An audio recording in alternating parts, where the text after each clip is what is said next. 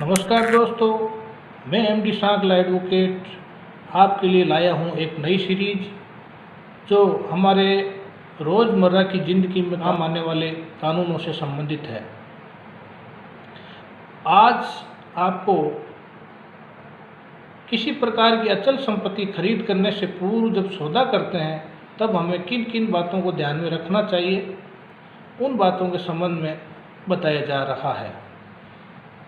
सबसे पहले हम जिस संपत्ति को खरीदना चाहते हैं उस संपत्ति का भौतिक रूप से मौके पर जाकर निरीक्षण करना चाहिए कि जो संपत्ति हमें बेचने के लिए बताई जा रही है वह संपत्ति मौके पर है या नहीं, जो दस्तावेज़ों के अंदर संपत्ति दर्शाई गई है उतनी संपत्ति मौके पर है या नहीं, उसकी स्थिति जो बताई जा रही है वो है या नहीं, उतने नाप और पड़ोस बीच की संपत्ति है या नहीं, इन बातों को ध्यान में रखना चाहिए। इसके पश्चात जब हम सौदा करते हैं तो सौदा करने से पूर्व संपत्ति से संबंधित सारे दस्तावेज देख लेने चाहिए। जैसे कि कोई संपत्ति का पट्टा जो बेची जा रही है का पट्टा किसी ए व्यक्ति के नाम से बना हुआ है और ए ने बी को उस संपत्ति को बेचान कर दिया, बी ने सी को उस संपत्ति को दान कर दिया।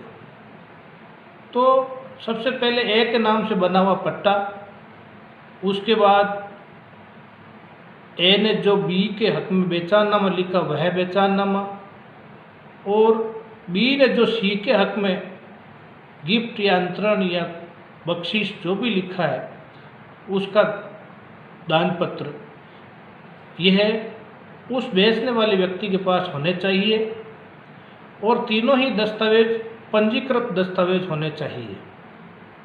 अगर पंजीकृत दस्तावेज नहीं है तो उसका जो स्वामित्व का दस्तावेज है वो पूर्ण नहीं माना जाएगा। सौदा करने से पूर्व जो व्यक्ति बीच में हमारा सौदा करवा रहा है उसका पारिश्रमिक भी तय कर लेना चाहिए। सौदे के समय हर एक चीज़ का खुलासा कर लिया जाना चाहिए। जो संपत्ति दस्तावेजों में वर्णित है वह पूरी की पूरी संपत्ति बेची जा रही है या उसका कोई भाग बेचा जा रहा है। अगर भाग बेचा जा रहा है तो कितना भाग बेचा जा रहा है। संपत्ति खरीदते समय दोस्तों ये भी ध्यान रहे कि यह संपत्ति पूर्व में किसी अन्य को बेचान या किसी अन्य प्रकार से अंतरण की हुई तो नहीं है।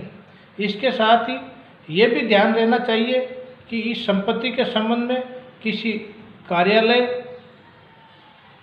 या किसी प्राइवेट व्यक्ति का कोई राशि बकाया तो नहीं है, कोई भार तो सर्जित किया हुआ नहीं है। इस संपत्ति के संबंध में किसी न्यायालय में कोई विवाद तो विचाराधीन नहीं है। इन सब बातों का भी ध्यान कर लेना चाहिए। संपत्ति को अगर तात्कालिक रूप से अंतरित किया जा रहा है तब तो उसका रजिस्टर्ड बेचाननामा लिखा जाना चाहिए, किंतु अगर सौदा कोई शर्तों के अधीन है तो वह शर्तें लिखत में उल्लेखित करते हुए ये ध्यान रहे कि कोई भी शर्त छूटनी नहीं चाहिए। मूल्य का कोई भाग अभी दिया जा रहा है और शेष रकम कब दी जानी है यह अवधि भी तय कर लेनी चाहिए। संपत्ति में कोई परिवर्तन या परिवर्धन करवाना है तो वह भी लिखत के अंदर हमें उल्लेखित करना चाहिए। दोस्तों, अचल संपत्ति के सौदा के समय संपत्ति से जुड़े सभी असल दस्तावेज भी विक्रेता द्वारा क्रेता को दिए जाने चाहिए, अर्थात संपत्ति खरीदते समय क्रेता को वे दस्तावेज प्राप्त करने चाहिए। इस वीडियो में दोस्तों इतना ही।